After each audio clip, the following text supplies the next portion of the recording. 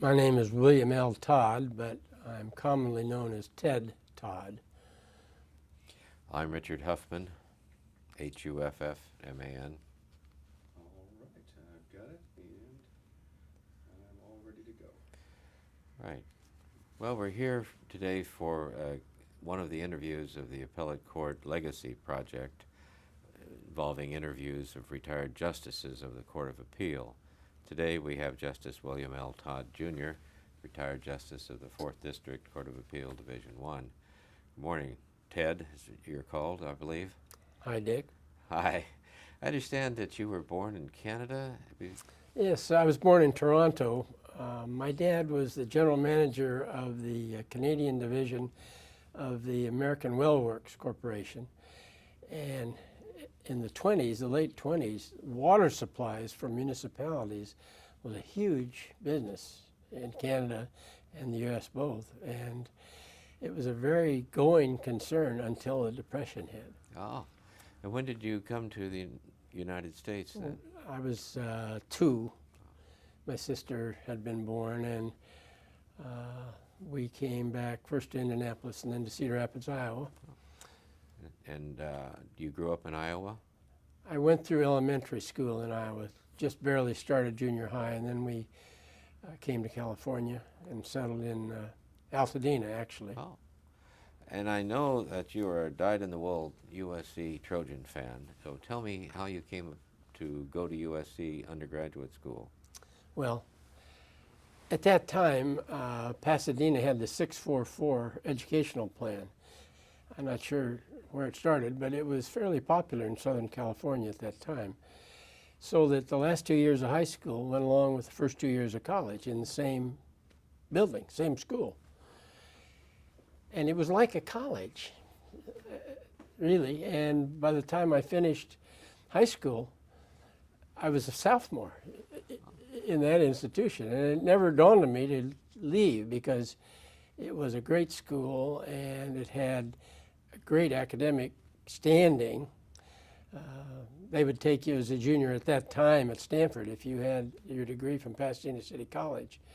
So I kept going, and then I became great friends with the Dean of Men and then the Dean of Students at PCC because I was president of the men's students and of the student body and of the Honor Society, and I worked with him a whole lot. Well, he was student body president at USC in 1934 and was a lifelong Trojan and very active in Trojan affairs.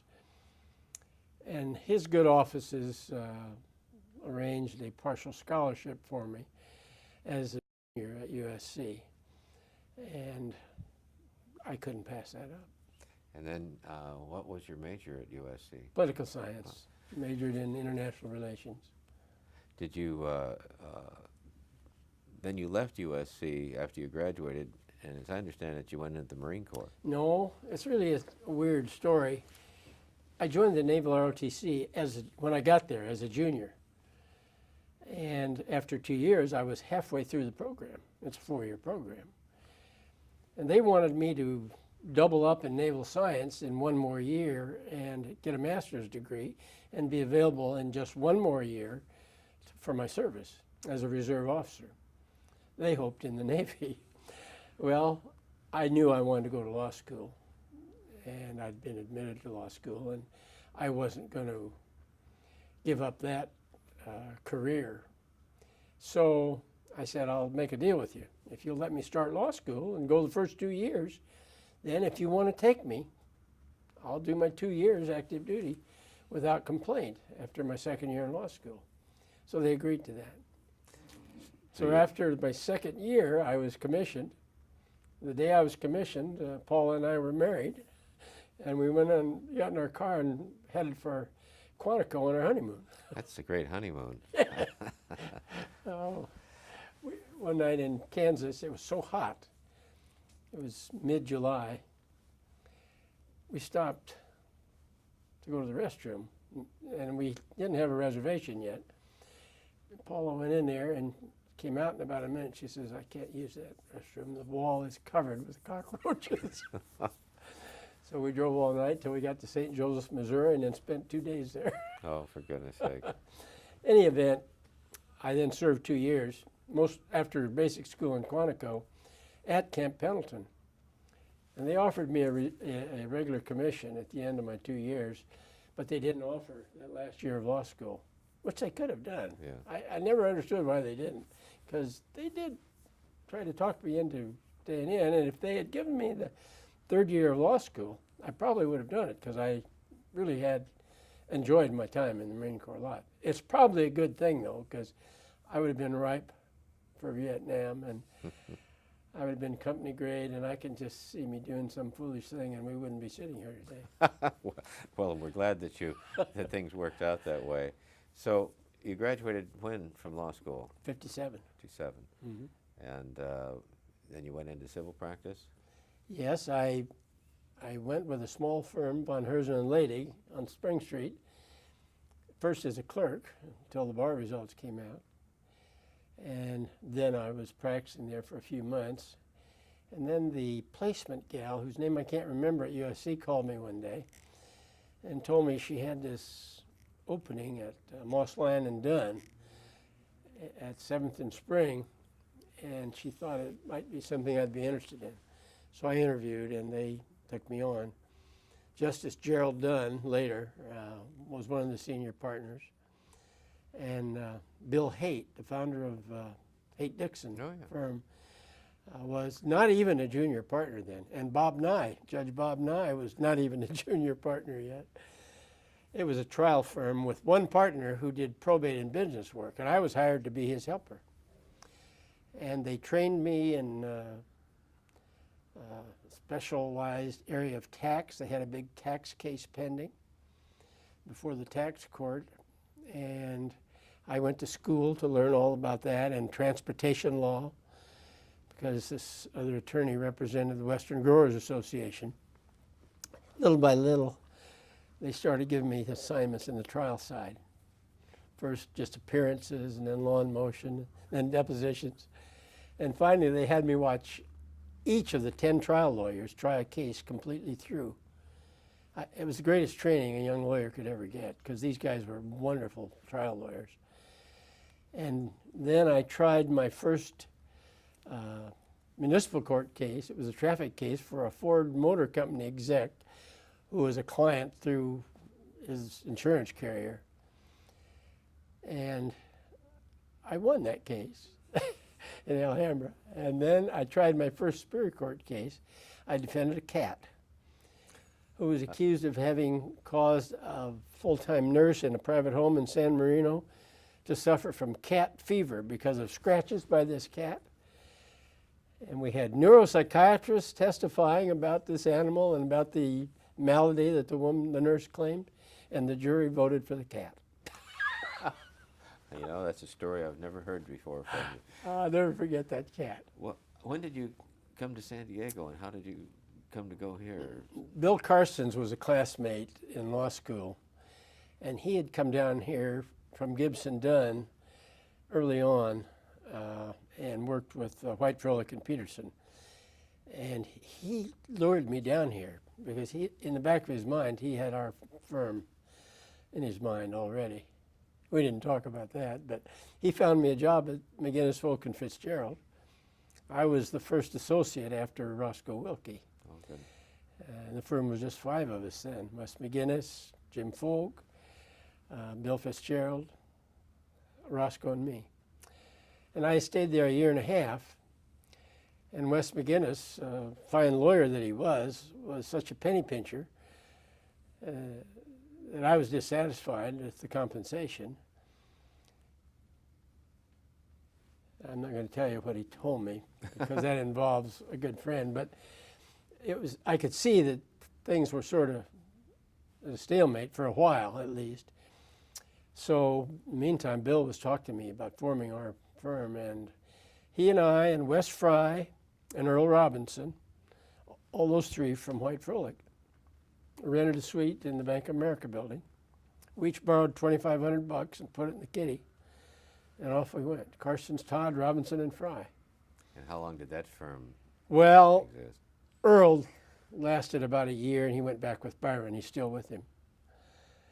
He was a great lawyer, but he wasn't a real client man. Wes stayed with us longer, but he drove himself and everyone around him so hard that he realized he needed to be out on his own, which was true. So he went in sole practice, took over Al Lord's practice when Al went on the municipal court bench in El Cajon. And then it was just Bill and me. And we stayed in the bank for a while, and then we shared space with Lou Welsh in the Home Federal. It was in the Home Federal building. And then we had two offices for a while. I stayed downtown in the old Crabtree building. It was new then. And Bill had a little office out in El Cajon near his main client, Stan Swartz, the builder. And we stayed together for several years. In the meantime, Rod Toothaker and Ned Wright came with us. After a year, Ned came back to the court as, what do you call him, chief attorney? Yeah, principal attorney. Principal I think, attorney. Right. Rod stayed with us. And then Bill left the practice, and then it was Rod and me. And we built up what became Todd, Toothaker, and Wingert when John Wingert got out of the Marines and joined us. And then Charlie Grebbing came from law school. He's now the senior partner in the law firm. And you did a lot of trial work, because I know you're a member of ABOTA, right? Yeah, I was president in 72 or 3. Yeah, we did a whole lot of defense work. We did as much plaintiff's work as we could, but there were always so many conflicts with carriers that we represented that we didn't do a whole lot of plaintiff's work. But that's what I had done at the McGinnis firm, and that's essentially what we did at the Moss, Lyon, and Dunn firm. So that was my primary thing, although I did all kinds of law in those days. I was kind of a generalist. And you were pretty active in the local bar association, weren't you? At some point, at least. Yes, I first of all, I was on the board of the legal aid, which was a lot different then. We had no staff, you know. Right. We just tried to raise money and find lawyers who would take these cases for people, for indigents and so on. And then I was president of the Barristers Club, which was a lot of fun. And then I was elected to the bar board. And I served when Bill Yale was president. I was 1 year behind him, then I was president in 71. What led you to apply for the Superior Court? Bill Yale. He had been on the court, I don't know, a year to two maybe. And he said, you know, Governor Reagan's going to have one more appointment here in San Diego. And Houston Flournoy might not be elected governor. I said, he's going to get elected governor, for heaven's sake. It's going to be a lead pipe cinch. Bill said, I think you're a fool if you pass up an opportunity to be considered before Governor Reagan leaves office. And what finally persuaded me was when he showed me the value of the retirement benefits. And when you figure that out, it makes up in some degree for the lack of pay along the way. I would imagine it was a pay cut to become a Superior Court judge. It was a huge pay cut. My wife wasn't happy, but we got along somehow. And it wasn't too long till our 3 kids started USC. I don't really know how we got through all those years, and I think about it now. But we did. And, you know, ultimately our pay was raised significantly, so we had enough to keep food on the table. And you get the kids. And once that was over, Now you had money to use. Well, what kind of assignments did you have on the Superior Court? let's see, I started in criminal, and the first case I tried was a first-degree murder case, which I'll never forget, People versus Connor. And the district attorney was that tall fellow who was a gambling expert. I can't think of his name now. He almost reminded me of Ichabod Crane. He died last year. Hugh McManus? Yeah, good lawyer. Good lawyer. He tried that case beautifully. And Bob May defended this woman she and her cousin had killed that coin dealer down in Mission Bay, and he had all his coins in the house. And this woman was his housekeeper. The cousin was the housekeeper, and she got her cousin out here from Dallas, and this woman was good looking, the one from Dallas. And they plotted the deal, and they went over there one rainy night, shot him to death, took nearly all of his coins. And it was a lot of money, particularly at that time. And they took off for Las Vegas with a couple of guys. They ended up in Mexico, and the local woman came back first and turned herself in. Finally, the other gal did, after having an affair with a movie producer from Guatemala down there. And I think the money ran out and the allure ran out, I guess. So she came back and turned herself in. And it was a fascinating trial. And she was convicted, and the poor woman, I think, died in prison of breast cancer. That's an interesting case for a brand new judge from civil was. practice to get. And the funniest thing about it, Judge Edgar Hervey was then retired. And he would get in the back hall of the courthouse as a retired judge, come down the hall and come in my entrance door and sit inside the bar throughout that trial. And I really puzzled over what I should do about it, but he never disturbed anything. He didn't say a word, and he would just leave when the session was over. So I never said a word about it, and nobody complained, and it was no problem. But that was so typical of Edgar Hervey. And you covered, as I recall, that you were on the Superior Court 12 years? 12 and a half years, yeah. And you went through, did you miss any assignments? I did domestic in the days when the new judge got it for 6 months. And I followed Judge Roscoe Wilkie in there and did my 6 months. And that's all we were required to do at that time. And only one department in the whole county doing family law. It was a zoo, I'll tell you. Then I went back to criminal for about a year and a half. And you and I tangled a couple of times over settlements in the criminal settlement department. I can't imagine that.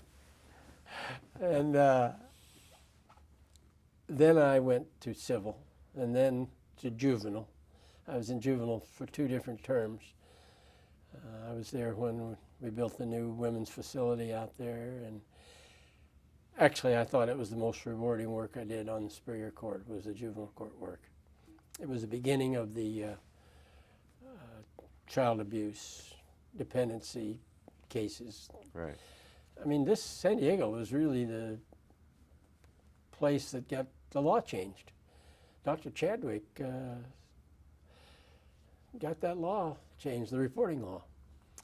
And I think because, I hate to say it, but because we had so much military here, there were a lot of cases. Mm-hmm.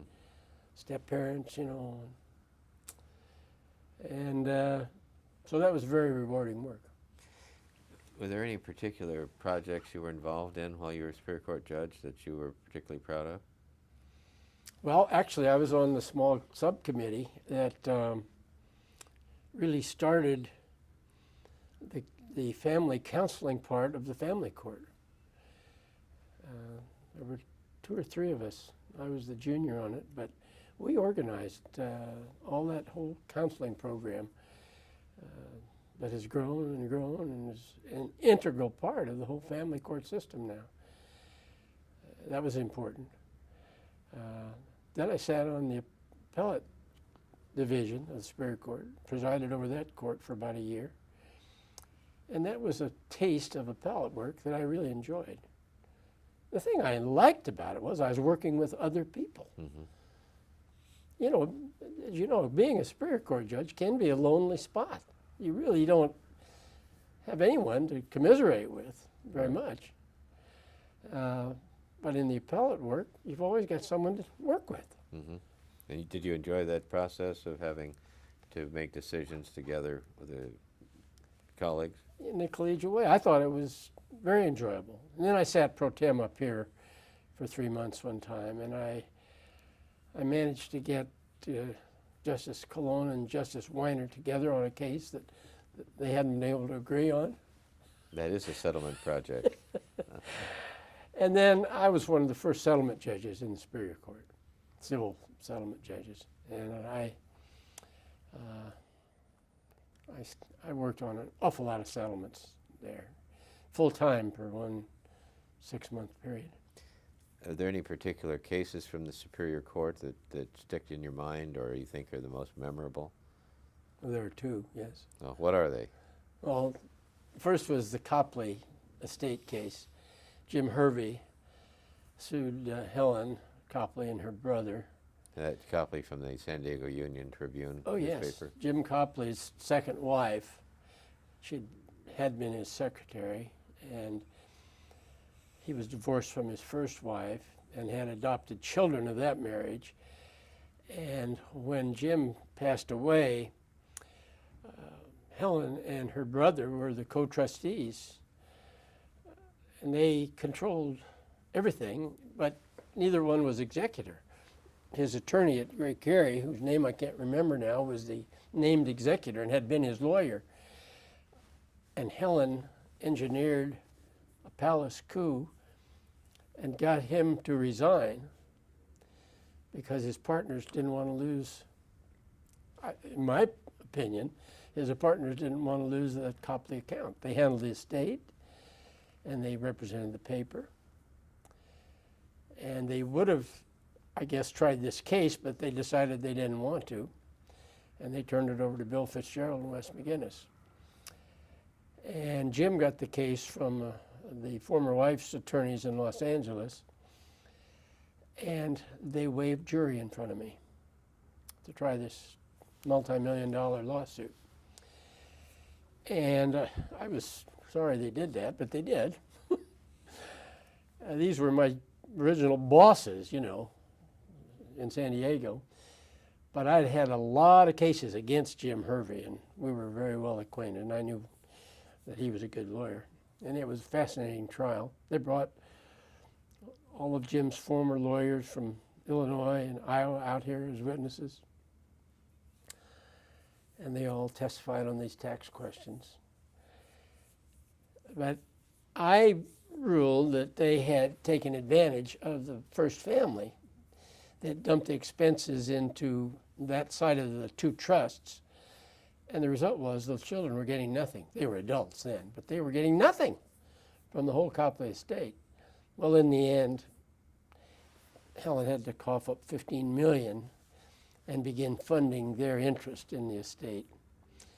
And so it was a great result for those children. And I believe the first wife got something out of it. I can't remember that now. She didn't actually take part in the trial.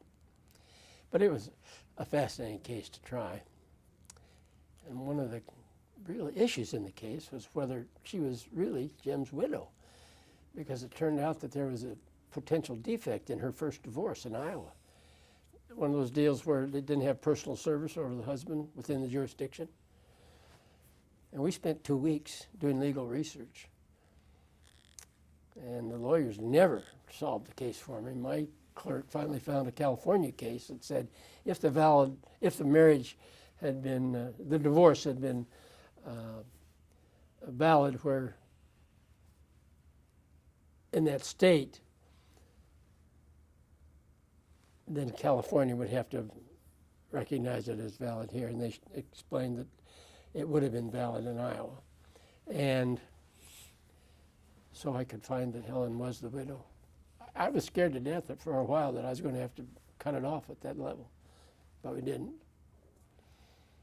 And I actually ruled that Helen and her brother should be removed as trustees because of the way they had conducted the trust and the way she had become executor too, everything. But Justice Colon didn't think the evidence was strong enough to remove them. So they reversed that part on appeal. Yeah, but the $15 million they paid. And you felt like you did justice there. I did, yeah, I really did. And of course the other case was the Hedgecock trials. The former Mayor Roger Hedgecock from San Diego? Right. He Tell got me mixed up with, what was his name? Dominelli. Dominelli. Yeah. And had taken a fair amount of money from him for his campaign. And there were other serious charges, perjury. And we had a hung jury in the first trial. We'll never know why, really, but 11-1 for conviction. Yes, and I understand there were 11-1 for conviction in an hour, Yeah, but one wouldn't deliberate. one apparently. holdout. So You may remember the case. I don't have some memory of it, yeah, since I tried it. And then Judge Wickersham and some helper tried the second case, and we sequestered the jurors that time, and they came to a unanimous verdict of guilty. And then some of Mr. Hedgecock's friends started calling on jurors. And one young lady allowed us how she felt maybe she'd been unduly influenced by one of the bailiffs who was superintending the jurors out there at the Valley, what was it? Valley High. Yeah, I think the Valley High. And we thrashed around with that for about 6 months. And finally, and they tried to get me off the case because this guy had been my court bailiff. The Supreme Court turned him down on that. And so it came back, and I went ahead and sentenced the mayor, and he resigned from office. And then the case went on appeal. And it took almost 5 years for that appeal to run its course. And finally, the Supreme Court sent it back to our Superior Court to conduct further hearings on this bailiff issue.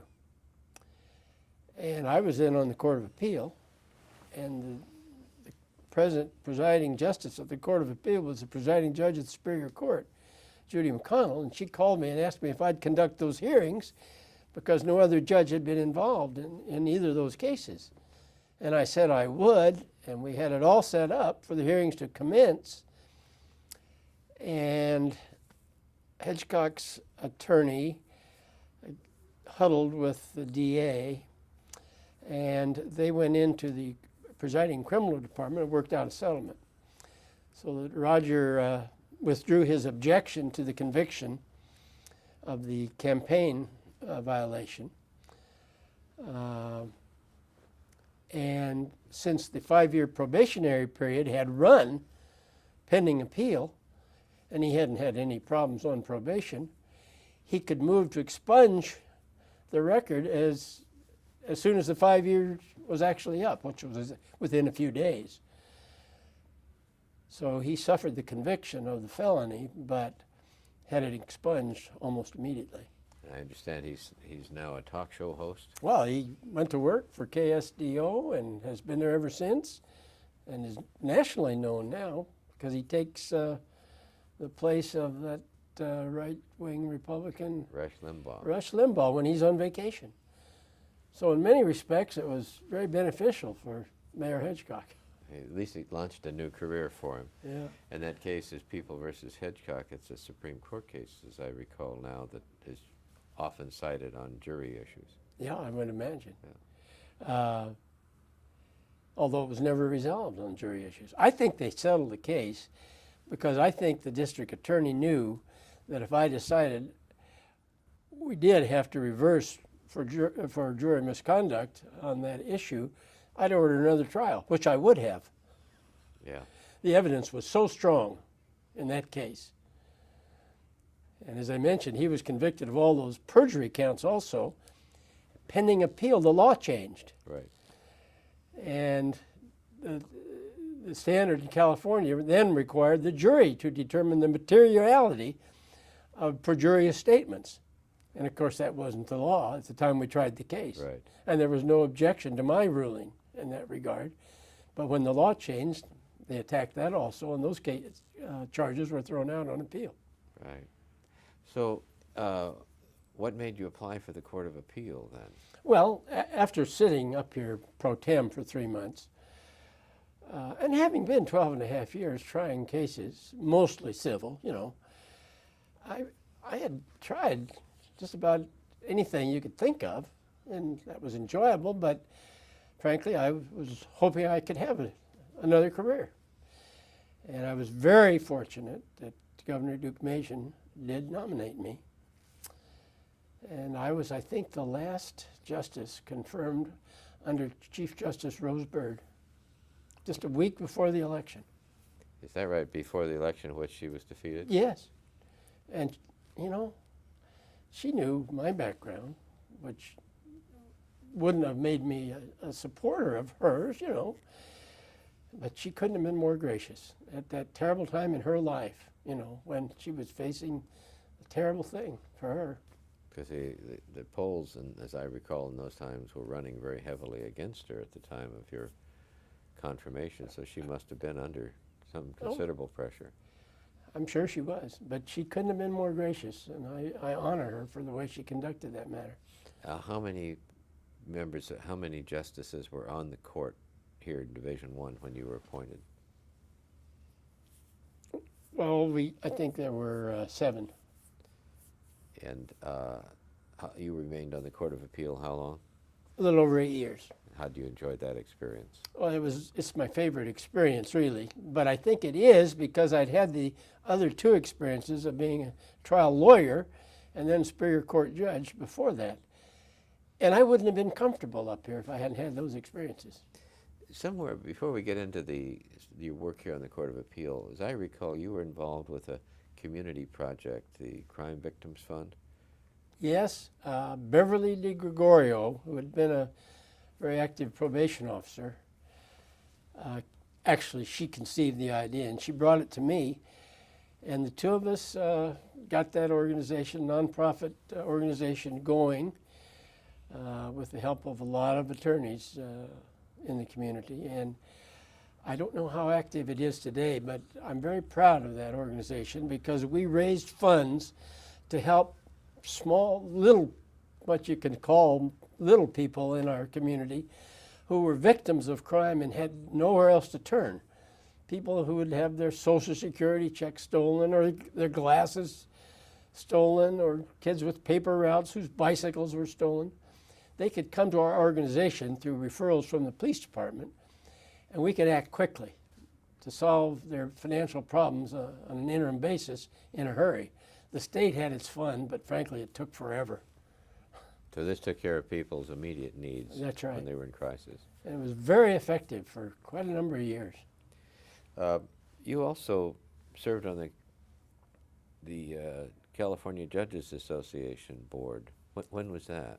Well, that was about 2 years after I was president of the bar. Jack Levitt became Superior Court judge, and he was on the executive committee of the Conference of Delegates. And I took his place on that, and it was, but that was while I was still a lawyer. That was very interesting work, too. We ran the Conference of Delegates every year. But then on the court, I was elected to the board of the California Judges Association. And it happened that I was serving at the time that there was the initiative measure to curtail our income, our salaries. Oh, that's right. Yeah. And we had a special subcommittee of our board who were the steering committee for our campaign against it. And we raised a lot of money, as you can well imagine, mostly from judges, sitting judges. And we ran a real strong campaign and defeated that measure handily. It could have destroyed the California judiciary for, I don't know, until the thing could have been remedied some way. But if that initiative had passed, they were just going to cut our salaries to ribbons and change outlook for judges in a horrible way. Probably would not have been any much success in recruiting judges under that system, as I recall. You know, it got harder and harder anyway. Right. Why do you think it's harder to recruit judges? Well, first, the second-tier system of retirement for judges is not nearly as beneficial as the one that I enjoy. And secondly, lawyers make more and more money today. And once the big firm complex really took over the law in so many respects, all lawyers in those firms made a lot more money, and I'm sure they felt they couldn't possibly afford to go on the bench. We see federal district judges retiring all the time to go back into private practice so they can send their kids to college, you know. It So- reminds me of your struggle when you were a judge, and comparatively, I suppose the salaries weren't quite as far out of line then as they may be now. Yeah, I don't know. Actually, we were paid more than the federal judges were at that time, and it still was a pittance. It's not much honor in that, I suppose. Well, so when you joined the Court of Appeal, what was your reaction to the process, to the judges that were in place at the time, to how decisions were made and cases assigned? I think that I took Justice Staniforth's place on this court, I believe. He sat on assignment for a while, once or twice, but I think that's the justice whose place I took.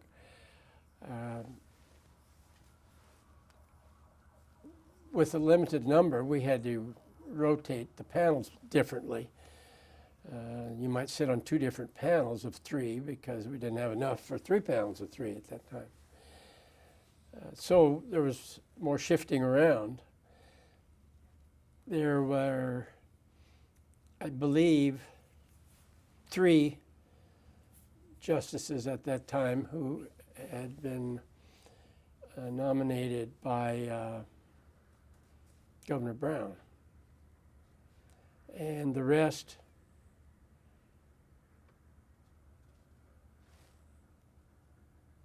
I think by later Republican governors. I don't think anyone was still here that a Republican governor had nominated when I came. I'm not sure of that. But Justice Cologne was gone. So I think the rest of them had been appointed later. So I expected a strong ideological divergence. And it wasn't nearly as strong as I had anticipated. 1 or 2 of my former colleagues who were then gone had told me that it could be very strong, depending on the assignment for the month and your panel. Mm-hmm. But it never developed that way for me.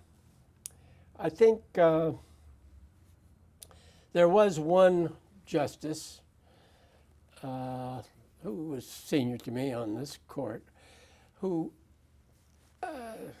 he and I seemed to take issue from time to time, which, you know, you can't agree on everything. And we were certainly of different background, mental framework on a lot of things. Other than that, though, it was a very collegial court, almost from the beginning. How would you say the divergence in philosophies affects the decision-making process? And is it not often or only in some instances? Well, from my experience, it was only, really and truly, it was only when I would be on a panel with 2 who had ideological differences. And in the beginning, when that happened, it was significant. And I wrote, I think, more dissents under those circumstances than any other on the court. And I wrote several, which I thought were badly decided when it was that kind of a panel. Is there any of them that come to mind that stand out as cases that you would like to comment on? Well, it was even later when that Security Pacific, Williams versus Security Pacific came along. That was the case where the car dealer had a very successful Buick dealership here in San Diego, and the bank was flooring a different kind of dealership in Santa Monica, and they offered him the opportunity to take it over when it got in trouble up there, financial trouble.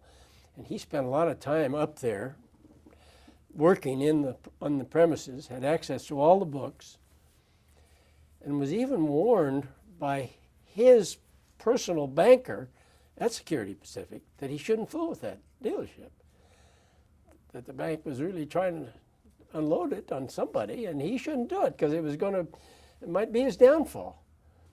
And in light of that warning, he still took it over. And it went under, and because of that, he lost the Buick dealership here in San Diego. So he sued the bank and claimed they had defrauded him. And I happened to be the third on the panel, but there'd been two previous justices who had to recuse themselves for extraneous reasons.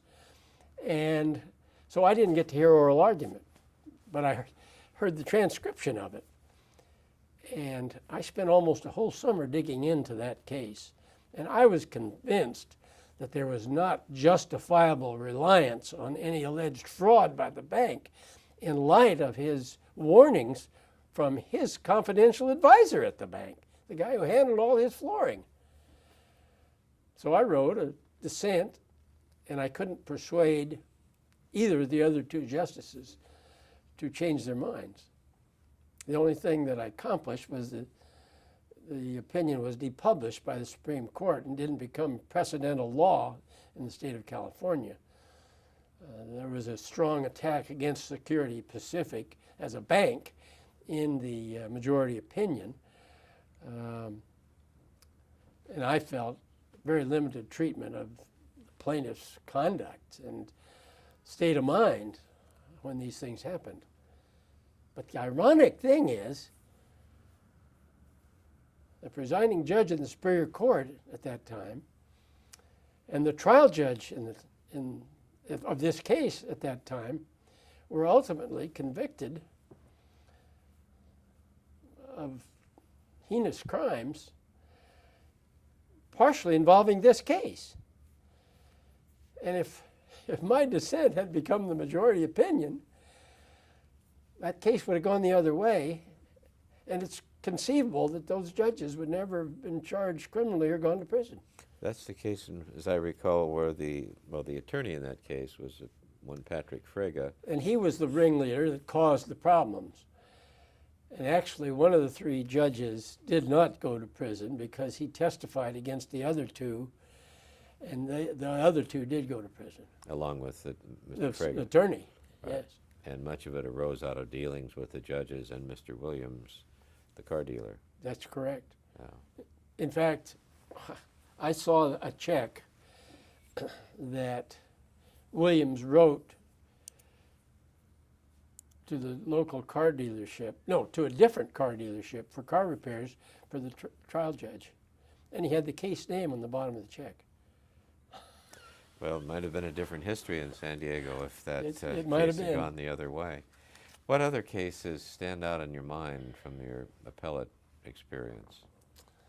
Well, let's see. I made a couple of notes about a couple of cases that I thought were particularly interesting. One was People versus Larry James. It was a horrible child abuse murder by a step-parent, a man who'd been in the service. I think he still was in the Navy. But the wife worked, and he was home a lot and in charge of this child who was a young child, 5 or 6 or 7. And there were torture allegations which were proved beyond a shadow of a doubt against this man. He once, riding in a car, became enraged at her and told her to open the car door and jump out. And if there hadn't been a passenger in the car, she would have done it. She was so frightened of this man that she was prepared to open the door and jump out of the moving vehicle. And he did other horrible things to her, and they found evidence of broken bones in her body, and it was covered with bruises. And he finally shook her till he killed her. So he was convicted of first-degree murder, but historically, those kind of cases had always been second degree in the state of California, whether it was the family relationships or the heat of sudden rage with a child. I don't know why it was, but so we had no trouble affirming the first-degree murder conviction, and it was upheld by the Supreme Court. As I recall, it went there and was upheld. Of course, it wasn't a death penalty case, but it was the worst child abuse case I ever saw And I was so gratified that the first degree part of it held up. So that was a fascinating case. People versus Garcia was the case where the expert witness for many of the law enforcement agencies in San Diego County, particularly on drunk driving cases, but on accident cases too, was found to have been using faulty mathematical formula to determine speed and from skid marks and so forth. And he had testified in a lot of cases, and People versus Garcia was one of them. And the man was in prison. There were some other problems in the case, and it was on appeal, and they were trying to settle the case. And the attorneys for the prosecution knew of the problem with this witness, and they didn't divulge it to the defense counsel. And this issue came to us. We finally appointed a Superior Court judge to take further evidence. And one of the findings was that these attorneys for law enforcement actually knew about this situation and had not given this potentially exculpatory evidence to defense counsel. So we had to reverse the case. And there were many other cases that had to be overturned because of that had happened. It was a terrible thing to happen. And probably most of those people, arguably were guilty. But the legal principle was quite solid. And so we had to reverse that conviction. And it affected a lot of other cases too. Mm-hmm. So that was very interesting and unfortunate. An interesting case was Yanasi versus the Auto Club of Southern California. The Auto Club had listed a motel out in the Midway area before you get to Loma Portal. And it was in the areas of some of the girly places. And they listed this motel in their directory. They hadn't given it any high ratings or anything, but it was listed. And this fellow went there, and he was murdered on the premises. And so they sued on the theory that the publisher of this information, the Auto Club, should be liable for, in effect, recommending this motel. Well, as I say, they hadn't made it one of their primary recommended places, but it was in their book.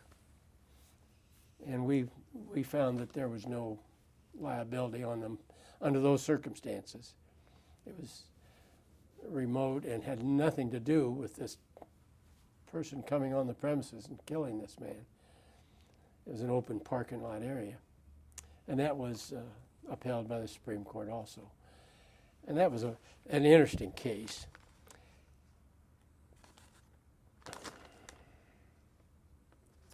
Ferraro versus Chadwick was also very fascinating. This family had been accused of abuse on their own child.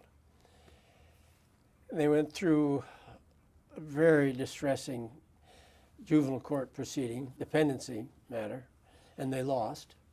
They were accused of murder, and they finally were exonerated totally of any responsibility in the murder trial that they had to go through. And we had the civil case that they then filed against the physician who was the chief person out at the hospital. Children's Hospital? Yeah, Children's Hospital. And one of the main supporters of the reporting law's enactment in child abuse cases. And we held that they had absolute immunity under the new reporting law, which was clearly what the statute said. And that was upheld all the way up to the Supreme Court also. I don't know if any of that has ever changed beyond my time, but the immunity granted there was complete. And it was necessary because these people had misdemeanor criminal liability if they didn't report. So that was, I felt, a very important case at that time. this family had just gone through living hell over this case. But these people, the doctors and all, had only done what the law required under this onslaught of child abuse cases, which our courts in San Diego had so many of. And that was a fascinating case. Well, you must have sat on a huge number of cases in the 8 years. I note that you've published over 200. I couldn't believe when I opinions. saw that number, because most of us didn't set out to publish cases willy-nilly. There were some who did, I thought. But the books are so full anyway that most of us didn't publish unless we thought it was really an important principle. As you well know, the courts of appeal settled so much of the civil law in California because the Supreme Court, laboring under the death penalty in PUC cases that they have to take, can't take many civil cases. And they have to pick and choose huge, important statewide issues before they take a civil case. So if we felt we had an important precedental case out of our court, we would publish. But we didn't look for them as such.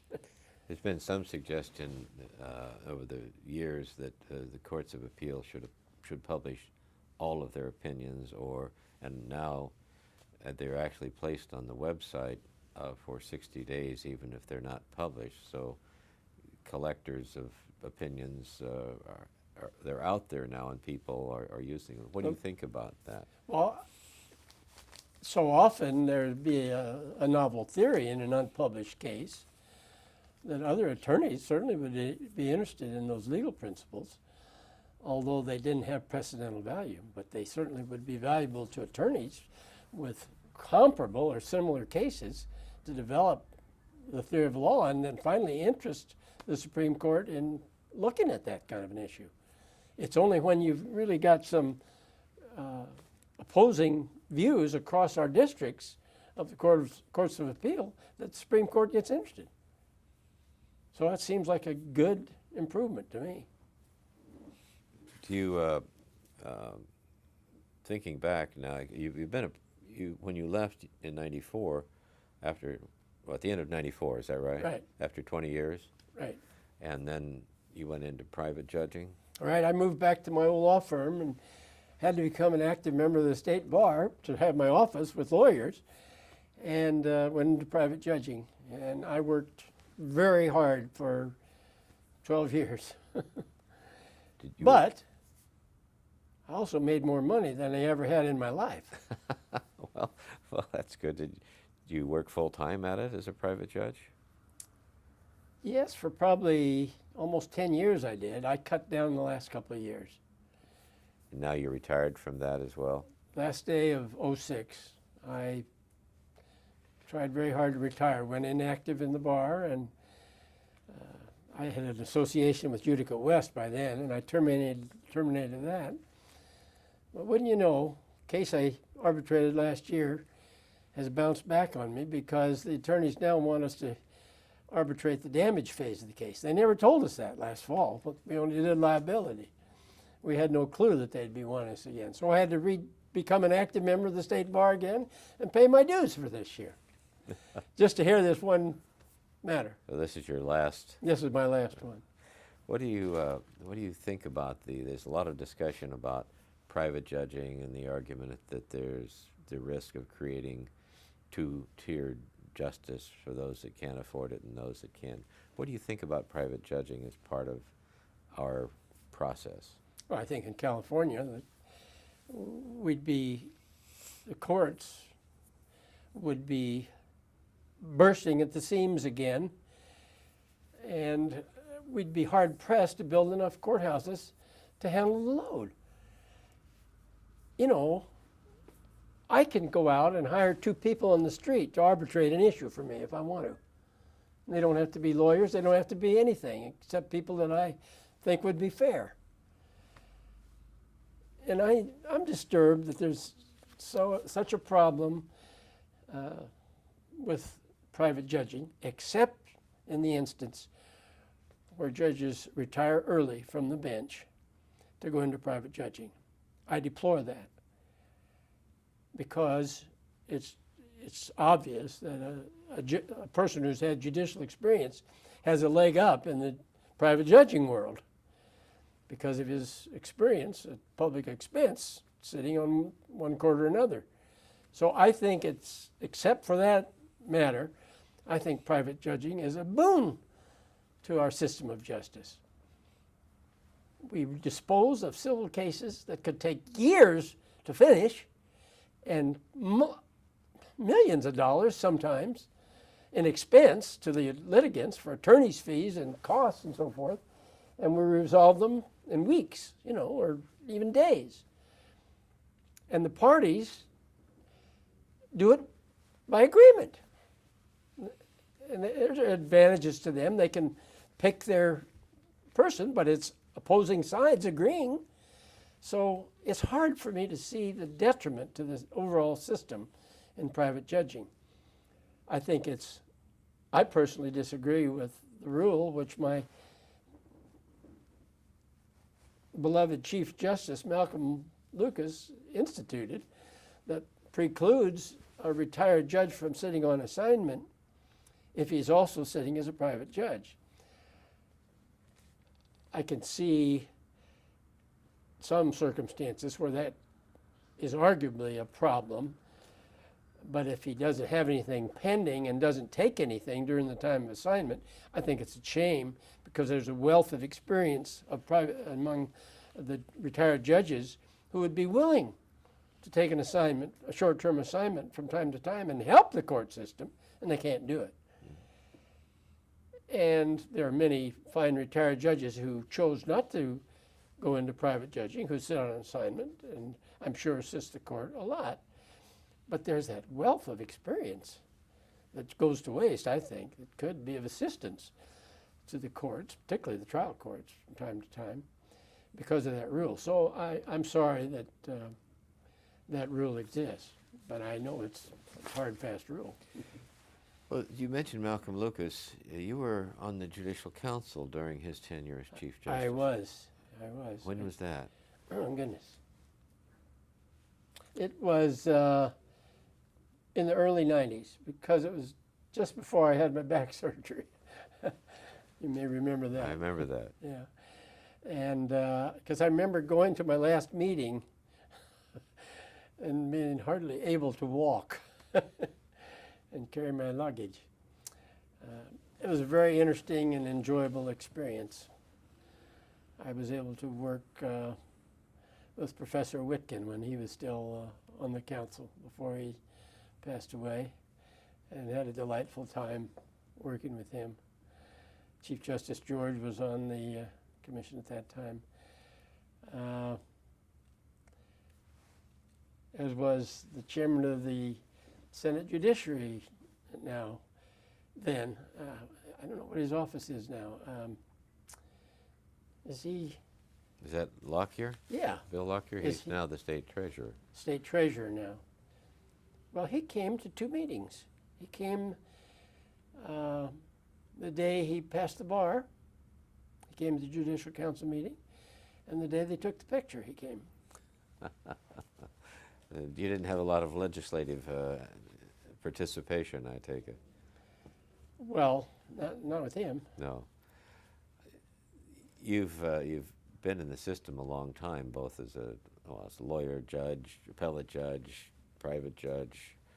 How do you think the role of the judiciary has changed, if it has, from when you started as a judge to today?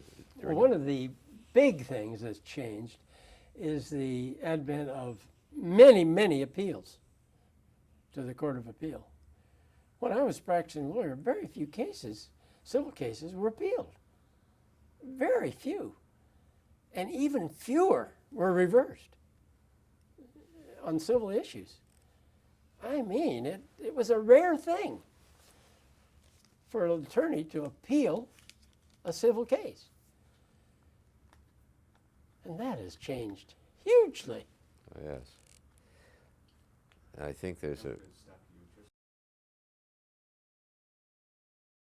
All right, Dave, I'm ready. one of the changes that happens when you leave the trial court and go to the Court of Appeal is you're no longer making the decision by yourself. You have to share or to work together with others. Takes two to tango. It takes two for an opinion, right? What do you think about collegiality in the courts and how it can or should be developed?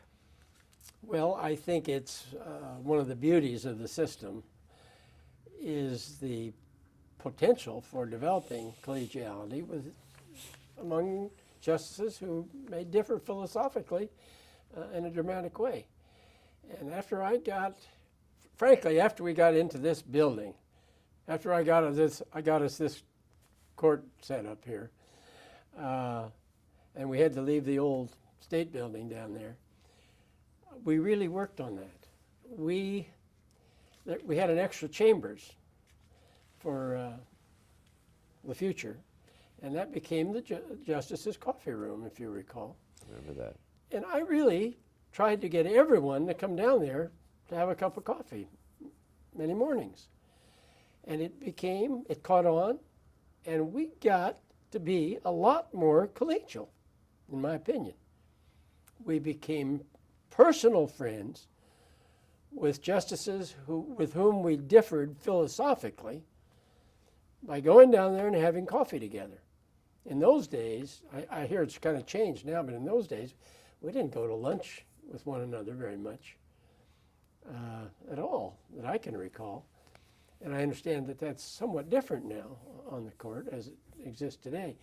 But at least we get in the habit of having coffee together and talking over the issues of the day, and significant developments in the law and so forth. And I thought it really added to the friendly atmosphere of our court. I hope that from what others do now, that collegiality still exists. Certainly the court has changed dramatically since I left. But I think it's a very helpful thing because you're going to be at odds over issues forever. And if you have a better friendly relationship with your colleagues with whom you may differ, you handle those matters a lot easier. Reading about the U.S. Supreme Court recently. I can't remember what it was I was reading. Somebody's recent book about the innards of the U.S. Supreme Court. I was amazed at the vitriol that still exists on our highest court and how pointedly they point their colleagues' errors out in writing on a regular basis. And we hardly ever saw that here in my time. What do you think about that practice as a dissent? There's that point of view of really going after the other side and letting them have it. What do you think about that? Well, I generally would deplore it. You certainly have a right to dissent when you're really convinced that it's gone the wrong way, and most people aren't looking for that opportunity, but when it comes along, you're compelled to do it, and you can't help yourself, Right.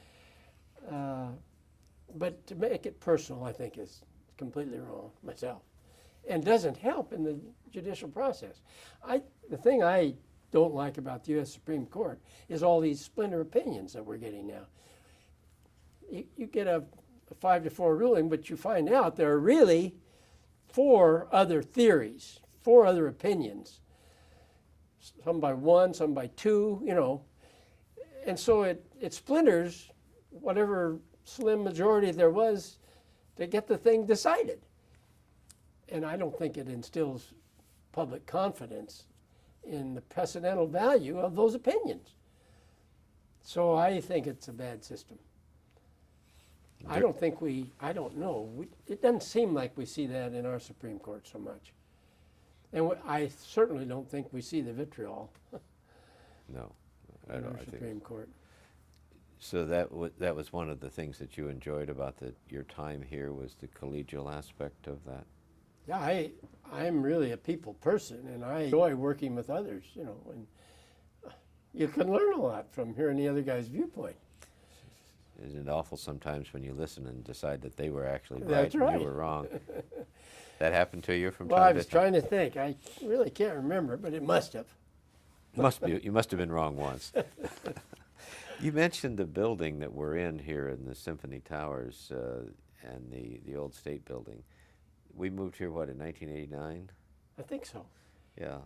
You were one of the principal movers of this. I was, Dan Kramer made me the point man on where we were going to go and how we were going to arrange it. So I knew this building was about to start going up, and the state was not interested in building a building for us, which would have been so cost effective from their standpoint, but they were not interested in doing that. Nor were they interested in sending a real estate person down here to help us. They had a group. In the end, we had to call them down here to approve what we'd put together, but they wouldn't give us any help at the beginning. So I had a young friend, Larry Irving's son, Craig, and he was a new lease broker in town, getting his feet wet, but working hard and developing a clientele. And he's now got one of the biggest lease operations that the city has ever seen. Irving Hughes is his organization. And the state wouldn't even agree to pay him a commission for doing this work for us. So he went to I can't remember who the broker was for the building folks, but he went to them and worked out a deal where he would get his fee from the other side, but he would represent us. And he negotiated the lease of this space, and we were able to design this court the way we wanted it. And I have to say now that we even bootlegged in our shower. You're finally going to admit to the shower? Tell me. Well, I visited a lot of appellate courts in the state, and in Fresno, the former PJ there who went on the Supreme Court, now I can't say his name. From Fresno? Yeah, he was on with Justice Lucas and all the USC guys. Justice Pinelli. Oh, Pinelli, yeah. He overdid the work on their court, and he got the shower in up there too. And I saw that, and I talked to him about it. And we were able to accomplish that here in our quarters also. Yes. It was a great thing for me when I had my back surgery, because when I'd go to therapy, I could come down here in my sweatsuit and then take a shower and clean up and put on my working clothes. Well, I think we had people that still do that work out at various parts Sure. of the day. Do you have, you mentioned the Judicial Council. It's changed, its role has changed a lot since you were on there. I'm sure it has. What do you think the role, just sitting back and looking at the system, if you were in charge and would like to make this now statewide judicial system work, how would you do it? Well, of course, I wouldn't want to make it a statewide judicial system. Okay. And to that end, I suppose I feel that the Judicial Council now does more than I would choose to have it do. Perhaps that was inevitable with the philosophy of current judicial leaders. I felt we were better off when we had a little better control of our own local financing, particularly for the trial courts. I was budget officer in the Superior Court for a number of years, so I used to fight the battle with the Board of Supervisors about our budget every year. But we did okay. They were supportive of the court, and we did all right. So I hated to see local effort eliminated, more or less. It may be that we do better in the legislature, I don't know, with a strong Judicial Council and the CGA lobbying effort organized on a statewide level, now that more of the function is statewide. And I'm really not in a position to comment on that. But I hate it. I always hate to see local control weakened or eradicated, because it seems to me the people on the ground where it happens are best suited to know what the true needs are. But I know the system has changed, and perhaps it had to. You have, one of the things that comes up from time to time in discussions are issues of civility among the bar and the court's ability to run the courtrooms. What thoughts do you have about where we are now, or what we should be doing as a court system? Well, I was on a small committee that set the standards for the Broderick Award here in San Diego. An award which has really attained great stature, I think, in our legal community. And we tried to cover the problem of civility in the nature of that award and made it a cardinal attribute of the honorees. And I think for the most part, the selections have succeeded in that respect. We certainly intended that be one of the prime features, because we were beginning to see too much Los Angeles practice in San Diego. When I came to San Diego in 1959, there were only about 750 lawyers in the county. And within a year and a half, I think I knew everyone by name, because I was at that McGinnis firm, and we had the biggest share of the trial work, personal injury trial work, defense, and so I was taking depositions everywhere, all the time, and conducting pretrial hearings before Judge Simon Rowe all the time. So I met all the attorneys, and everything was on a first-name basis. And I think sometimes it was almost too loose, but on the other hand, there wasn't backstabbing. There weren't defaults being taken unduly. And I think more things settled amicably than is ever the case today. Even settlement costs significant money today. With the growth of the bar and the influx of large firms, particularly firms that had come from Los Angeles or San Francisco, we saw a different attitude. You didn't deal with the same attorneys as often, if a second time at all. You didn't have a basis of friendship that we used to have. And now with over 13,000 attorneys, it's a whole different ballgame. So the problem of civility has grown and grown, and it's dramatic. And you see lawyers living by pen and paper or by computer, email now. Right. It's impossible to know most of the lawyers that you're going to deal with, even in the civil area now. Even the specialized areas are so large that you can't know everyone. And that foments a lack of civility. I can't comment today how it is in the courthouse, because it's been a long time since I've been there. I didn't think it was ever a problem when I was in the Superior Court, and certainly we never had that kind of problem here, to my knowledge. That is, with judges being overbearing with attorneys. I have heard reports of some presiding judges being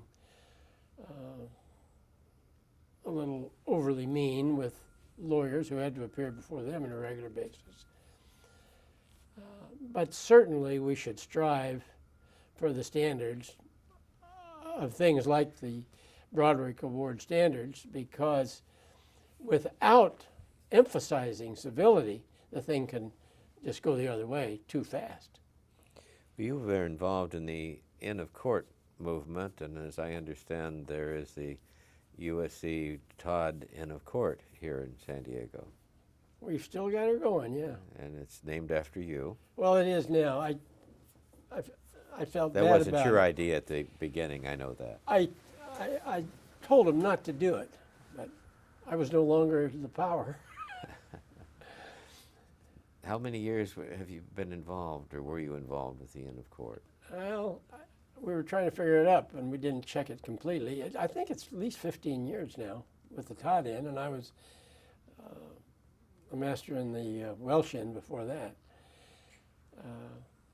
But it's been a successful thing. Our idea was to have a place for lawyers, or at least students who had graduated somewhere at USC, even if they didn't go to law school there, to come together as Trojans. Because we have so many of these Cal and Stanford pukes down here. And so it's been a good experience. And it's there aren't as many USC lawyers here as there are from those other law schools, for whatever reason. But there's still a large number. And so it's been a good experience to bring these young people in as they come down to San Diego. I think it's more important when there aren't so many of them that they have a chance to mingle with SC judges and lawyers. And I'm very pleased that we were able to accomplish that. And your inn joins with the other American Inns of Courts at least once a year, don't you, for Oh, yes. an annual event? Yes, for the annual dinner. Hmm. That's a pretty large gathering. It sure is. I think there's 6 or 7 inns now. Yeah. There have been a couple, new ones in the North County. Do you think the Inns of Court have added to the quality of the practice or the quality of the representation? How do you think they've impacted the system? I think particularly when you can attract sole practitioners, young sole practitioners, into the inns, it's a dramatic thing for those young lawyers. They really don't have any other source of senior counsel, so to speak. And all you have to do is read the discipline reports, and you see that it's so often it's a sole practitioner who has the problems. They get overburdened, and it's hard to keep up with everything, and they have no one to share their problems with, no one to seek advice from in so many instances. So I think the inexperience, particularly for those young attorneys, is dramatically helpful. And we try to do that as much as we can in our end. Are there any words of advice that you'd give to those persons who are starting in the want to be judges, want to be appellate judges, want to join our system? Well, I've heard John Davies speak about it. It's still a political process. There's no question about that. Our current governor is sort of changing that somewhat. About 50-50, I think, which I question his policy, but he's the governor. I think you've got to get active in the bar associations because you've got to meet other lawyers. You've got to make a lot of friends among your colleagues if you're ever going to get favorable consideration when you do apply to the bench for appointment to the bench. And of course, bar politics is helpful. It really is, because you're before your colleagues in a broader sense. And I heard John Davies state that, being a bar president is a very helpful thing if you do aspire to the bench. But almost anything that you do actively in the bar association is going to spread your acquaintanceship and get you before your colleagues. Then the other thing is to be a good lawyer. Represent your clients fully and fairly, because then if you're educated, you're going to succeed more than not. And other attorneys certainly are going to recognize that. And they want people on the bench who can understand legal issues, who can grasp difficult issues. We know that none of us can know all the law. That's impossible. But if we know where to find the law and can analyze difficult legal problems, and lawyers know that that is the case, they're going to be more likely to support you when it comes time to comment on your ability to serve as a judge. And in the end, it's those recommendations that come from your colleagues that largely determine, I think, who will be appointed and who won't be. So, and the other side of it is just making friends with as many lawyers as you can is going to add to your pleasure in life, because the people you deal with. And I think it's a shame that so many of us tend to restrict so much of our friendships to the profession, because we're so involved that the bulk of our friendships come there, that we don't make as many friends outside. So the next step is to get in the community too. Be active in your church, be active in community organizations, support good community activities, and you'll meet people there who will write good letters for you when the time comes. In the end, it's a political process. Well, let me just ask this, and then I'll see if you have other thoughts you'd like to share. But you've seen the evolution of the California court system, the court system generally in the United States. What do you think the challenges that the court system face?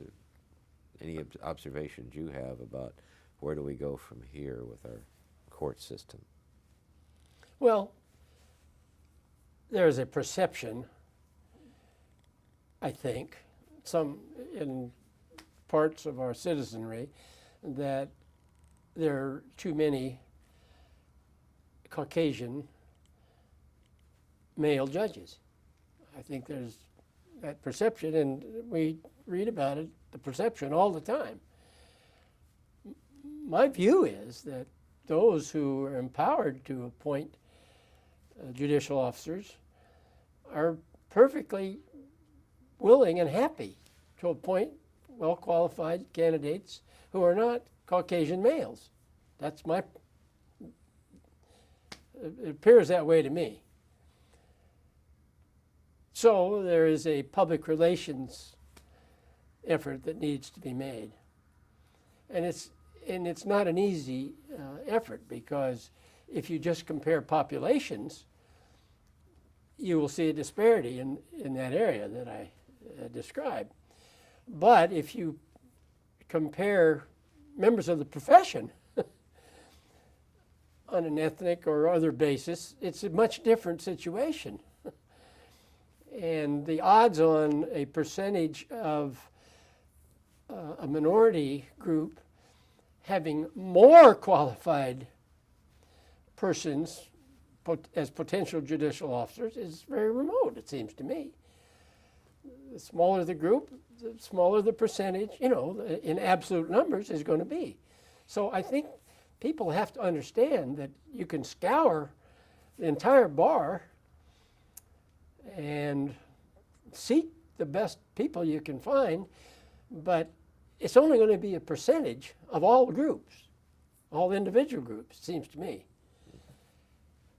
And the public should understand that.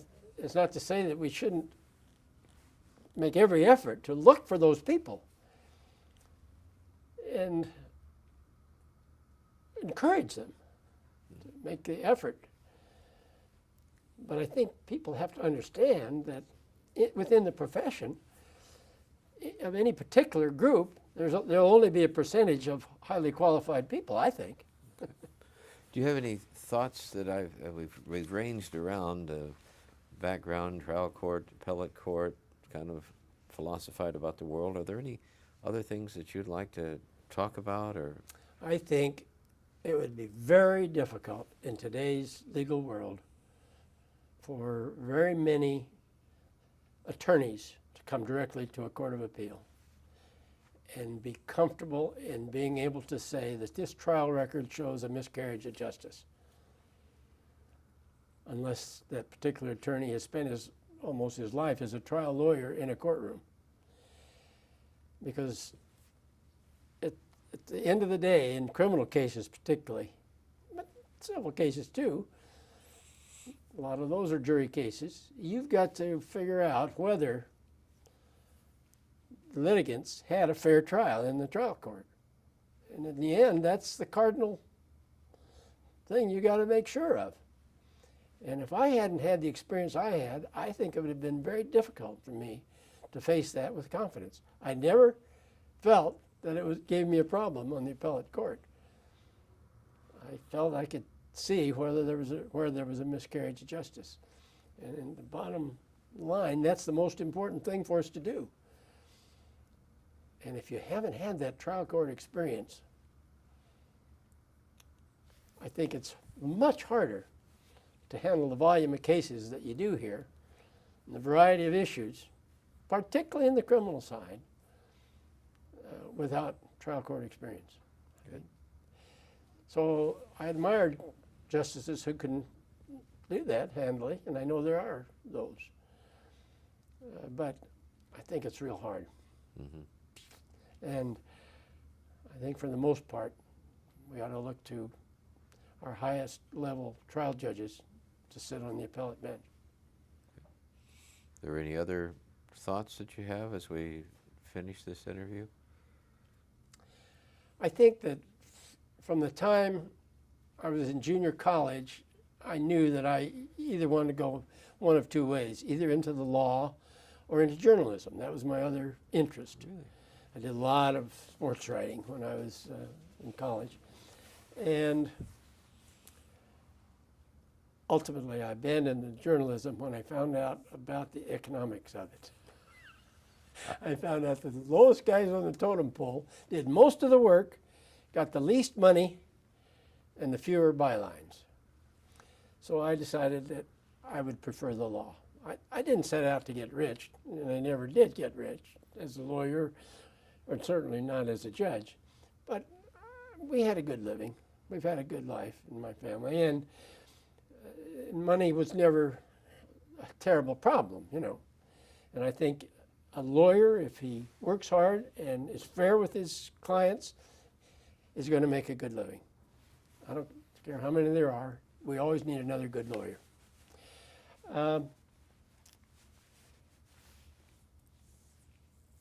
But I think once I abandoned journalism and turned to the law, I always wanted to be a judge.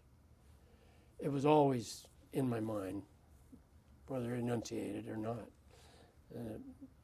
It wasn't enunciated much until my dear friend, Bill Yale, planted the seed and did an awful lot to help it happen for me. But I feel like I've had a completely satisfying career. I tried cases for 17 years and enjoyed it all. It was very stressful. I tried cases as a Superior Court judge for 12 and a half years, and I enjoyed nearly all of it. It was less stressful. I came to the Court of Appeal when I felt I was adequately prepared for it, and I enjoyed this experience immensely. And then I had my fourth career as a private judge, which I never knew, it didn't exist back when I started. And it has utilized all the experience I had in the courts, both courts, and my experiences as a trial lawyer too, because I could understand the position of competing attorneys on either side. So I've had a 4-level career, and I couldn't be happier about it. And now I'm going to enjoy retirement. Good for you. Good for you. And you've left 200 bylines behind in published opinions. It amazes me that there were that many, but Well, Thank you very much. Thank you, Richard. Been a All right. pleasure. Okay.